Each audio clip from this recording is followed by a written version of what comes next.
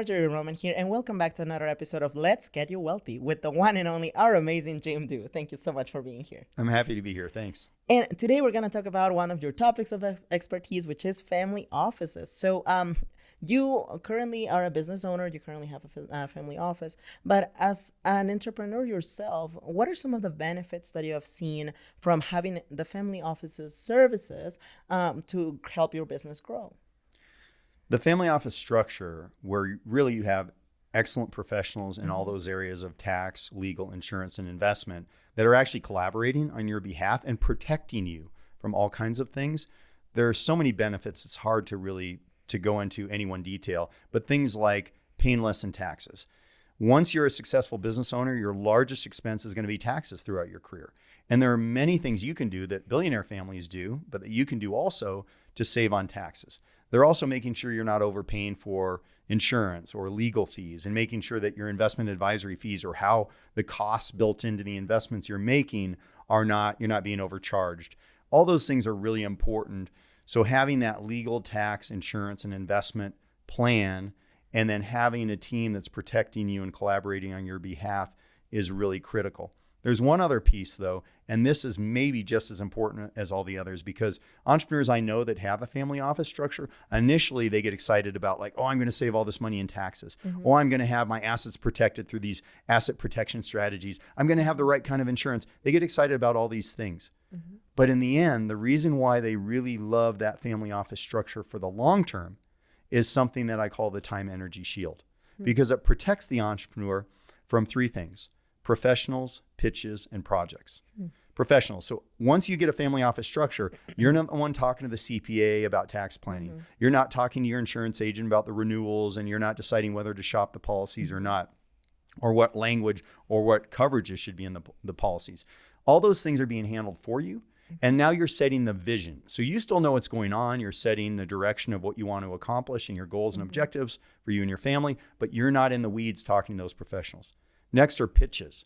So the more money you make, the more you're going to get pitched all these investment ideas, whether it's stocks and bonds or real estate deals or private equity or venture capital or cryptocurrency. And having a team that's vetting those and protecting you and making sure that those investments are smart and make sense for you, not for anyone else, but for you, that's a huge part of the time energy shield. And then the third is projects.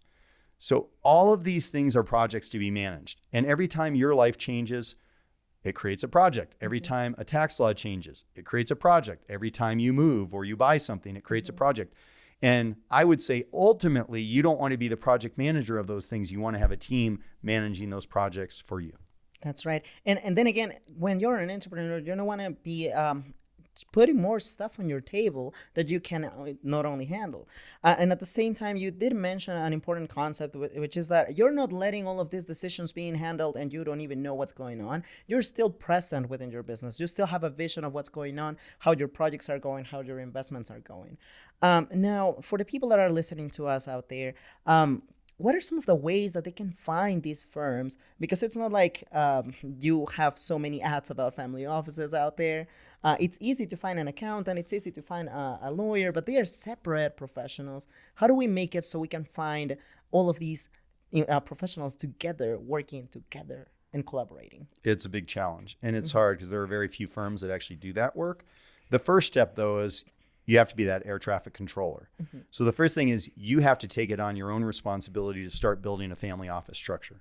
Then later you can look for a firm to build that for you. And I can talk a little bit about that, but for many of you, it's starting to build that family office structure. So how do you do that? The first thing is building that team out.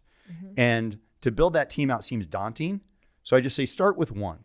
Start with a CPA and say, I'm going to get a really great CPA who knows my business and can really help me save on taxes. Maybe it's an attorney. I'm going to get a really great corporate attorney to help me with my entity structure. So I know, should I be an LLC? Should I be a partnership? Should I be an LLC taxed as an S Corp? Should I be a C Corp?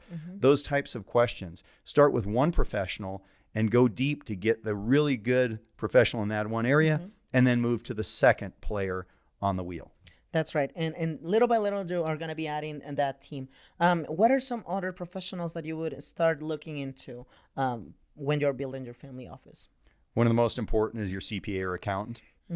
obviously a corporate attorney for the entity design. A lot of people don't think about entity design, but it has implications if you build a real business later on. So you want to think about that up front. I'd say an estate attorney, I see entrepreneurs all the time, they don't even have a will, or they have a will that they did 10 years ago.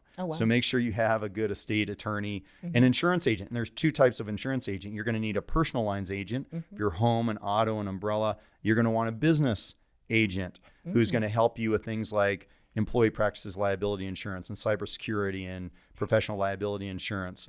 You're also going to probably want a banker that can help you whenever you need loans or for cash management.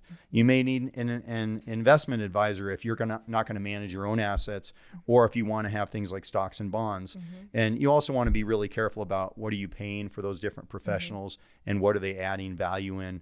There could be some one-off players that come in on the wheel and then they go away. So maybe you have a mortgage professional who comes on when you're buying a home or buying a property, but then kind of goes off the wheel.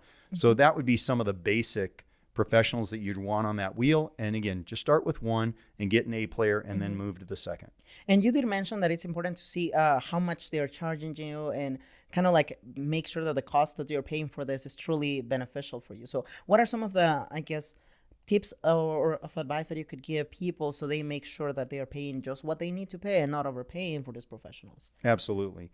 Well, when it comes to things like investment advisors, 1% is a typical fee.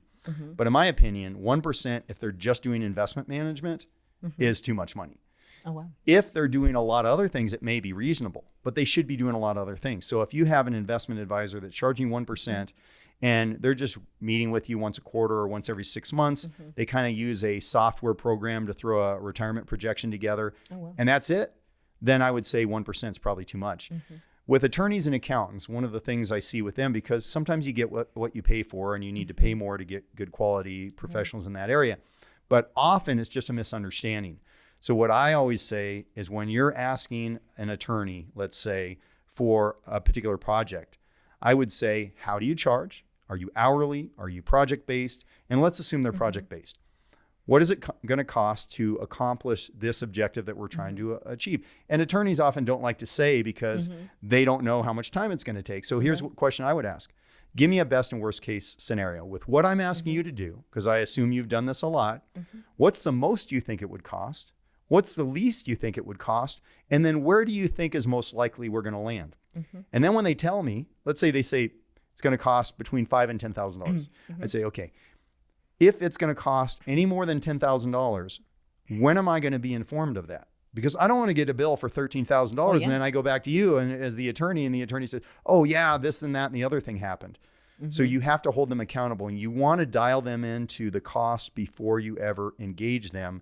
Attorneys don't like to do that, but you have to hold their feet to the fire because sometimes attorneys get excited and they do all this work and some of it maybe is not necessary for what you're trying to achieve.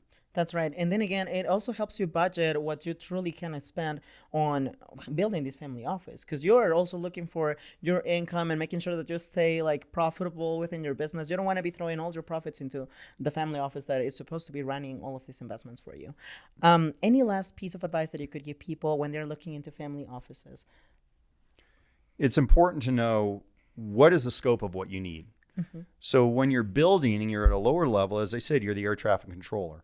And you want to make sure you have professionals that you're looking at and you're really overseeing what they're doing. And then as you build, you want to start getting other people to help you. And ultimately, you want to have a firm that's running that family office for you.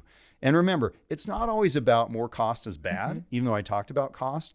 So for example, I often see people that they have really cheap insurance. What I mean by that is they're only focused on the premium.